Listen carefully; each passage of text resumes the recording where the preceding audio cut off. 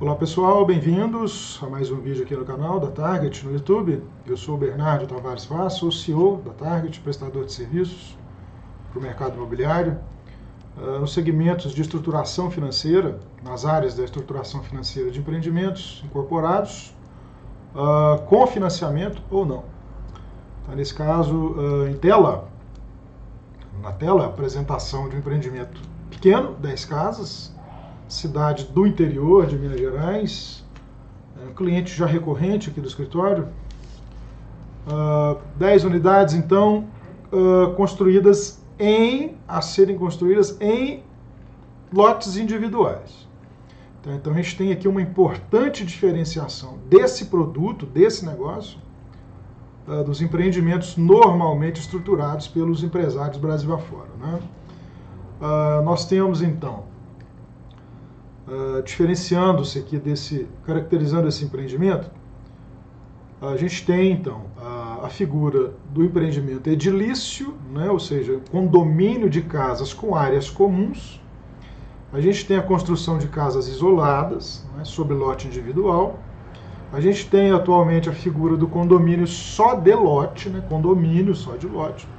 E nesse caso aqui, a gente tem o negócio ele se dá via construção de casas isoladas em lotes individuais, ou seja, cada lote é uma matrícula. A rigor, isso não é uma incorporação imobiliária, isso é uma construção normal. É um empreendimento normal de casas isoladas, né, ali diferenciadas por matrícula, né.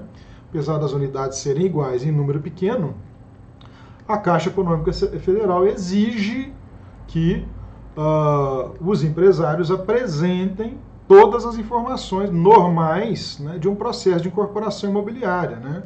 Aqui, a partir da linha 70 até a linha 82, aqui nesse documento, né, na FRE, a gente tem que apresentar todos os dados da coluna 23, 24, né, 20, né, 38, 30. Note você que, naturalmente, os valores serão todos iguais. Por que isso acontece? Né? Para quem aí é leigo ainda no mercado, está iniciando, nós não temos áreas comuns, né? Nós temos casas de mesmo tamanho, mesmíssimo tamanho, em lotes de mesmíssimo tamanho. Né? Não tem a chamado condomínio edilício, né? Que é aquele condomínio onde que tem as áreas privadas, né? E as áreas comuns. Né? Mas, né, nós, prestadores de serviços, empresariado de uma forma geral, né, a gente atende aquilo que o financiador exige, né? Nesse caso aqui é a Caixa. Para o registro do empreendimento no cartório de imóveis, né, como a Caixa exige, né, que isso aqui se enquadre como uma incorporação, né, alguns cartorários, né, eles já têm ciência dessa questão e conhecimento da legislação mais recente, né, que caracteriza o condomínio de lotes também como uma incorporação imobiliária. Né, esse caso aqui, né, ele é um pouco diferente daquilo que a legislação lá de 2017 e 2020 né, preconiza e regulamenta no mercado, né, que é o condomínio só de lote. Né? Então, o que o cartorário pede? Né? O que tem sido feito do Brasil afora? Né? Aqui a gente já prestou serviço para quase todos os estados brasileiros. O entendimento do cartorário ele varia muito. Alguns pedem somente o quadro 3 e um quadro auxiliar, onde nós informamos, né, o empresário informa, né, ele assina e eu assino também, a produção do material ABNT 12721, porém, eliminando-se o quadro 1 e o quadro 2. A gente mantém o quadro 3 e eu criei, a pedido de um cartório específico, né, um quadro com várias informações informando que não há área comum, que nós estamos estruturando o empreendimento para obtenção de financiamento e que as áreas das casas são idênticas, dos lotes são idênticos, que não há a obrigação do incorporador em produzir todas as unidades de uma vez. Né? Elas serão produzidas à medida que forem sendo vendidas, né, via financiamento.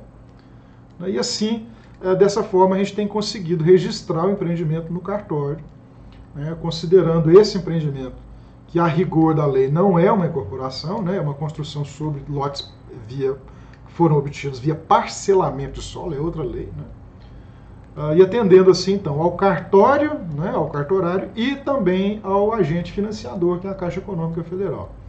Então a gente tem estruturado aqui os memoriais de incorporação, as quadras da BNT, tudo conforme o banco exige e conforme cada cartório exige ali no seu entendimento, né, ali na sua região. Basicamente tem funcionado dessa maneira, né? A gente nota, né, a gente que presta serviço para o mercado de uma forma geral, sem restrição de área geográfica, né, a gente tem notado que alguns cartórios, em algumas regiões, os caras já estão mais cientes da necessidade de adequação, mas a maioria ainda não tem essa ciência. A gente tem que lidar com esses cartorários, às vezes, em videoconferência, conversando e adequando, né, para que ele atenda a legislação lá dentro do cartório, aquilo que o cartório, a lei dos cartórios exige, e que nós também consigamos, né, registrar o empreendimento para que a Caixa aceite o rol de documentos, né? Tem funcionado dessa forma, mas de forma pontual. Cada empresa, cada cartório, a gente lida de uma forma muito pessoal, muito pontual. Ainda não há a legislação, ela foi feita, né, ela veio atender necessidade de mercado, porém nem Caixa Econômica Federal, nem os cartórios de uma forma geral, sabe, nem o Sinduscom, sabe, ainda se atualizaram com relação a essa legislação, né? O Sinduscom, por exemplo, ele não publica custos de parcelamento de solo, né, que é a matéria-prima das incorporações, né? Ele não publica, por exemplo, o custo de construção de alguns tipos de produtos imobiliários que a gente tem feito aí. Casas duplex, casas geminadas, lá só tem casa R1, padrão baixo, normal e alto, simplesmente, né? O SINAP também está muito atrasado com relação à precificação das unidades, as tipologias, né, a tipificação, né, das unidades e os preços dela, a precificação delas, né? Por exemplo, tem apartamentos lá com dependência completa de empregada, né? Já tem pelo menos 20 anos que ninguém projeta e vende apartamentos com dependência completa de empregada. Então lá a maioria tem isso daí, né? Isso encarece o custo do metro quadrado, que é uma área totalmente distinta de um apartamento, ocupa a área, tem custo, mas enfim. O pessoal precisa se atualizar aí, né? Andar na vanguarda para a gente poder, né, ter todas as legislações e todos os regramentos conversando entre si de forma mais harmoniosa, né? Hoje não está.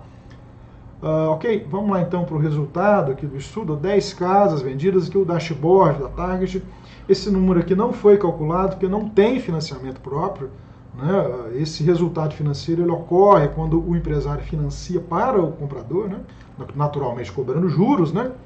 O dinheiro da gente a gente não coloca a risco sem receber juros. Então a gente não tem nem resultado financeiro nem receita financeira. A gente tem então resultados próprios do negócio via financiamento caixa. Taxa mínima de atratividade aqui somente o custo de capital do banco, estimado em 9,25%. A gente obteve aqui então uma taxa mínima, uma taxa interna de retorno de 6,21 e um resultado sobre o capital próprio, apenas capital de giro, considerado aqui em função de velocidade de vendas, né, de 336 mil, em 107,21. O empreendimento, de uma forma geral, retorna 35,25, tá? Mas o resultado sobre o capital próprio, que é o que nos interessa, né, principalmente a vocês, empresários, né, e a mim como consultor, informar qual é o retorno sobre o capital próprio, né? O capital próprio é quanto você vai colocar do seu próprio bolso, né? 107%.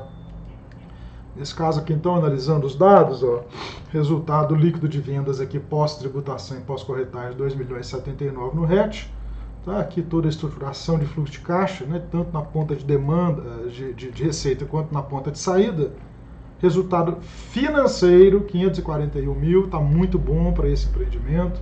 Tá? O empresário comprou o terreno integral, passou máquina, ele mesmo regularizou todo o terreno, então ele comprou com um preço muito bom. Isso fez com que o empreendimento dele fosse bastante atrativo. Tá? Aqui então os 160% aqui, 107,21 aqui, ó, né? 107,21 no retorno anualizado, tá? Aqui sobre o empreendimento total, aqui anualizado, tá? 18 meses de empreendimento. Esse resultado aqui, ele é o que nós buscamos informar para o cliente, ó, ele está retornando de forma bastante positiva, né? VPL positivo, né? Sempre busca o VPL positivo. Vamos supor que a caixa valia para ele só em 200 mil.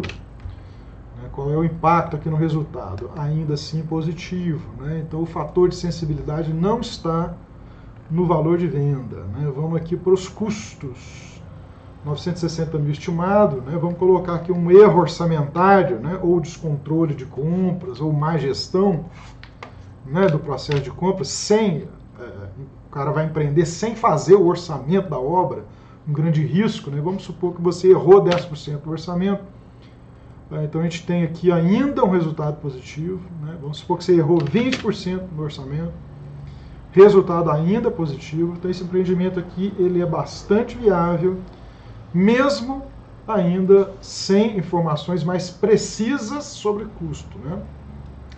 O empreendimento, a recomendação aqui do escritório é que o empresário ele realmente opte em produzir, em prosseguir esse negócio, né? Porém, né, produzindo, né, um orçamento detalhado previamente, e submetendo o mais rápido possível esse empreendimento para a Caixa Econômica Federal fazer a avaliação, né, e torcendo para que chegue aqui, né, em 220 mil, né, que é o valor médio praticado lá no mercado.